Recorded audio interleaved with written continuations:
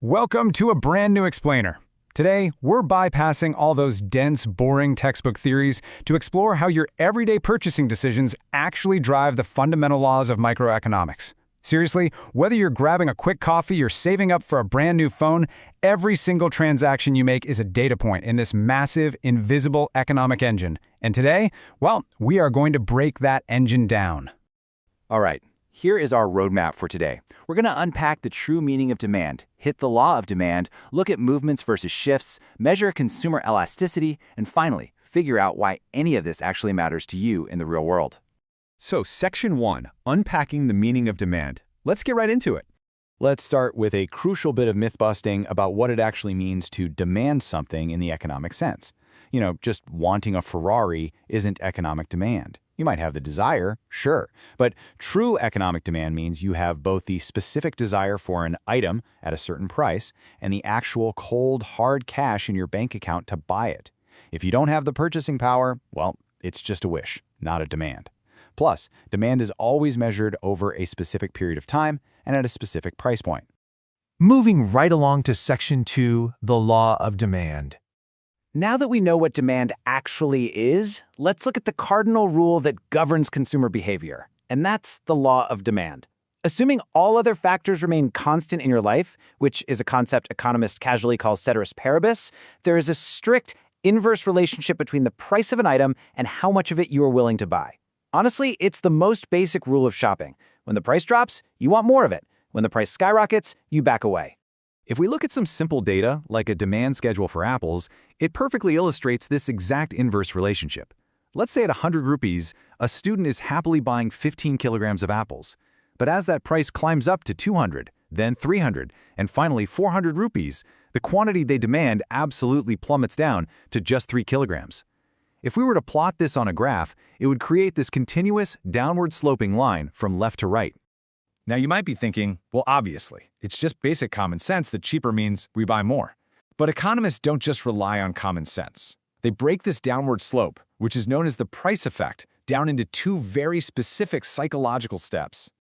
Here's what's actually happening in your brain. First, we have the substitution effect.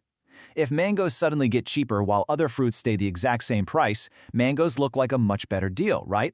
So you substitute your other fruits for mangoes. Second, we have the income effect. Because you're spending less on those cheaper mangoes, your real income or purchasing power essentially increases. You literally feel richer, allowing you to buy even more mangoes. These two effects operate simultaneously to drive your demand up whenever prices fall. But hold on, because interestingly, this income effect can totally flip depending on the type of product we're talking about. For normal goods, as you feel richer, you naturally buy more. But for what economists call inferior goods, think unbranded clothing or cheap instant noodles, the complete opposite happens. As your real income rises, you actually stop buying them because you upgrade to premium or branded versions instead. Makes sense, right? All right, Section 3, movements versus shifts in demand. So we know a change in a product's price changes your demand. But what happens when external factors in your life suddenly change? This brings us to a major point of confusion for a lot of students. It is absolutely crucial to distinguish between a change in quantity demanded and a change in demand. A change in quantity demanded is just a simple movement up or down along your existing demand curve. This only happens when the price of the product changes, like say a pair of shoes going on sale. But a change in demand, that means the entire curve completely shifts to a new position because your life circumstances fundamentally changed, even if the price of the shoe stayed exactly the same. So, what are those life circumstances that cause the whole curve to shift? Well, your entire demand curve shifts to the right, meaning you want more at every single price point if you get a raise at work, or if your tastes shift favorably toward a product. Like, imagine moving from black and white to color TVs back in the day. Similarly, a growing population or a shift in how income is distributed across a country will completely shift the market's entire demand curve. Speaking of related goods shifting your demand, consider the classic battle of substitutes versus complements. Substitutes, like Pepsi and Coke, directly compete. If the price of Coke skyrockets, your demand curve for Pepsi shifts to the right, even if Pepsi's price hasn't changed at all. On the flip side, complements like motorbikes and petrol are a package deal. If petrol becomes incredibly expensive, your demand for motorbikes is going to crash, shifting that curve to the left. Next up, Section 4, Elasticity, Measuring Consumer Reactions. This brings us to the ultimate test in microeconomics, figuring out exactly how much your buying habits change when prices shift. Think about it for a second. Imagine your daily morning coffee suddenly doubles in price tomorrow. What do? If your response is drastic, say you instantly drop your favorite brand because it went up a few cents, your demand is highly elastic. You stretch and bend easily to price changes. But if you'd pay absolutely anything to keep your morning coffee routine intact, your demand is highly inelastic. You are stubbornly sticking to that purchase no matter what. Economists don't just guess your loyalty, though. They precisely measure the sensitivity. They calculate price elasticity by dividing the percentage change in the quantity you demand by the percentage change in the product's price.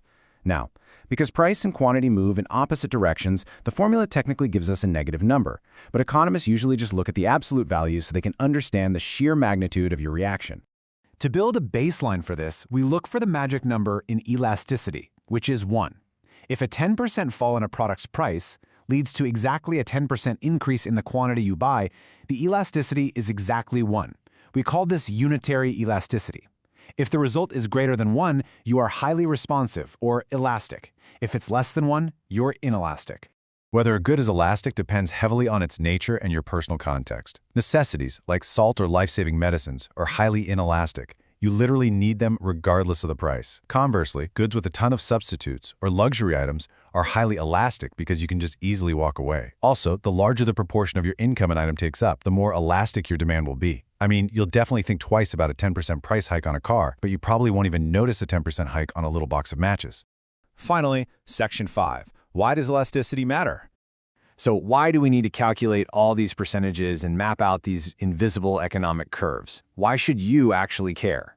Well, elasticity isn't just textbook math, it's the exact tool running the economy around you. It's the metric monopolies use to extract the absolute maximum amount of money from you. They figure out just how inelastic your demand is and push the price right to the very edge. It also dictates how governments set price support programs to protect farmers, and it even helps them decide who really pays the burden of a new tax, the consumer or the producer. And that leaves us with a final thought for your own wallet. Think about the power dynamics of what you buy. How many of the things you purchase every single day are you essentially held hostage to regardless of what the price tag says? Understanding your own elasticity is the first real step to becoming a truly empowered consumer. Thanks for hanging out with me on this explainer, and keep questioning the economics behind your everyday choices.